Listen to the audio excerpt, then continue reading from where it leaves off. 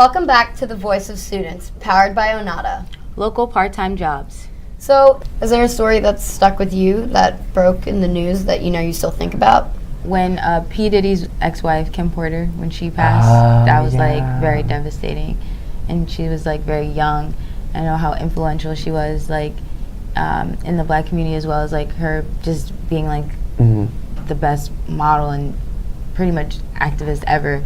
And for her to die at a young age from, something that seems not even like small, but something that you wouldn't expect to happen. It was so like out of the blue, and like I really wasn't expecting it. It was actually really sad. Yeah. Do you think it would be better if we didn't instantly get this information? Do you think it would be better if we waited for, the actual story to break? I don't even know if this would be possible because of social media, but imagine we shifted to a time where information was only allowed to be released firsthand. How do you think that would be? Because what would we do? We wouldn't know, so. I mean, it would be like a little bit better if we just waited to get all the facts. I think the truth will always come out, so even when these stories, these publications put in a fact that isn't true or it's not entirely correct, a couple days later someone's coming out and saying like, no, this isn't actually true, this is what happened. And I mean, if we waited for all stories to come out, like how are newspapers going to make money? Like how are the tabloids going to? It's true, but since a lot of the time these stories do become fabrications and stuff, do you think, in addition to libel, which can't always be proved, do you think there should be some type of consequence for producing false information like this, even if it's not maliciously? Like, do you think that these outlets and news stations and different tabloids should face some kind of consequence? Because libel can't always be proved, but they're still likely hurting somebody with that information.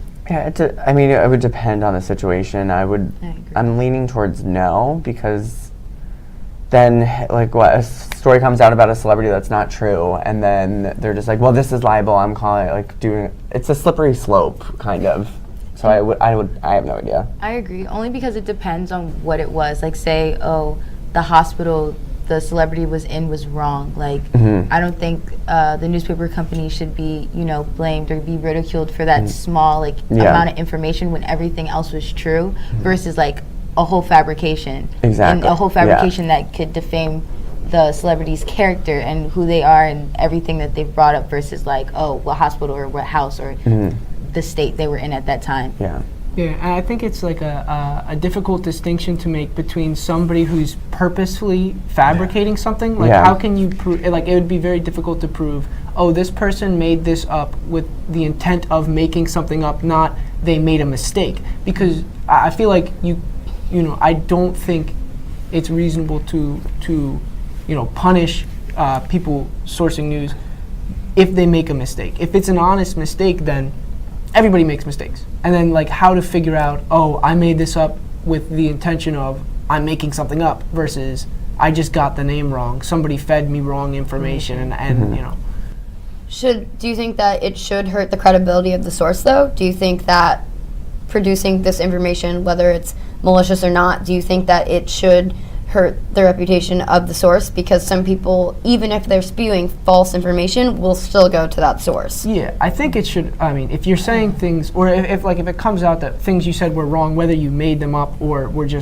just a mistake, either way, if you made them up, then you're kind of a liar, and that's not good. But if you make a mistake, then that shows that your news service is less reliable to have correct information, and then you watch it less, or hopefully people would watch it less, or listen, or like take their with a grain of salt, take what they say with a grain of salt. And I think that's why the companies, the publishers, even have that self-interest, because for them it's the audience. If they report something falsely, they can lose the audience, and that's a huge thing for them, obviously. What do you think our responsibility, though, as just fans or citizens or just average people, what do you think our responsibility is towards these celebrities and towards the different outlets? Like, how should we be responding to them?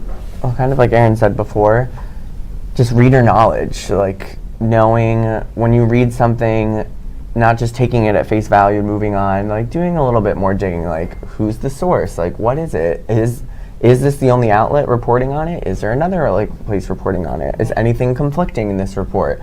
Because the problem with fake news is when everyone just believes, or they just read a headline and they're like, oh, this article's right, or that's how it gets spread so rapidly. So if you educate yourself on the content that you're reading, then like these newspapers won't be able to put out like false things. Do you feel a responsibility to inform people around you though when you know something is fake? Like, Yes, do you absolutely. immediately do that?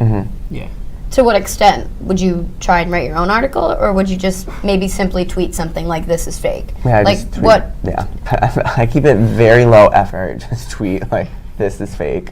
Someone circulated a tweet that and like they took a screenshot of the tweet and then put it in that Facebook group I'm in, and it was like Selena Gomez to perform Aretha Franklin tribute at the Grammys, which is just so. It was like a joke because she can't sing that well, and everyone was like, oh my God, why is she doing this butchering? I'm like, people, this is fake. Like, if you literally click on the Twitter profile, it says parody account. Like, take 2 seconds to figure out if the story's real. Because, like, if it sounds fake, it probably is. I wish we'd respect privacy a bit more because, I mean, there's always a public persona, but at the same time, everyone deserves to have a private life, and it's like a burden you accept if you're a celebrity that you're always like under the spotlight. But at the same time, like we take it so far when like people report on health files or like something happening to the children and stuff like that. There should be like a small line when you like know that some things should be kept private.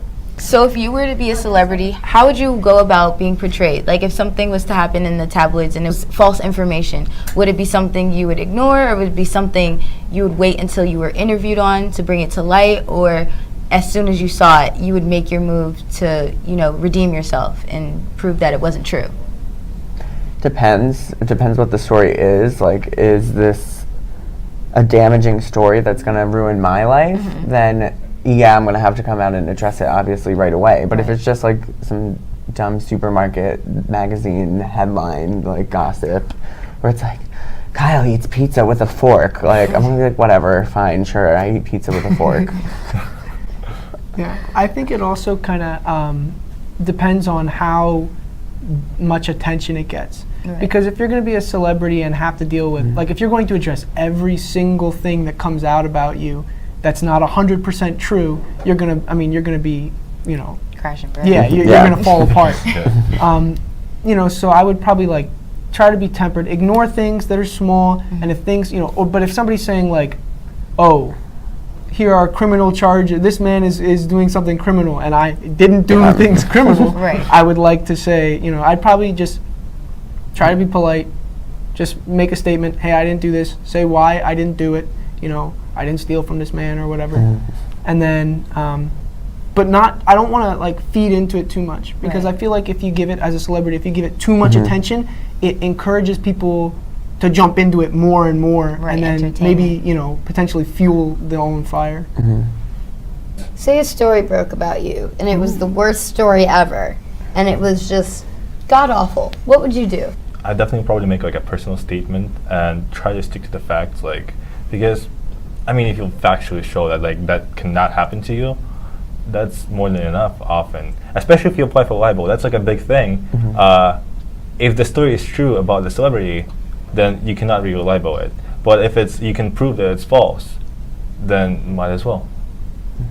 And that way, you also can kind of set an example for like other publishers. If you win a case, they're probably not going to post more stuff about you.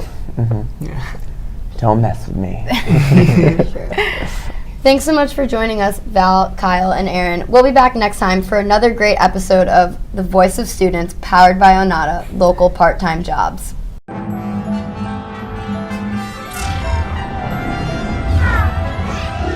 Voice of Students, powered by Onata, local part-time jobs.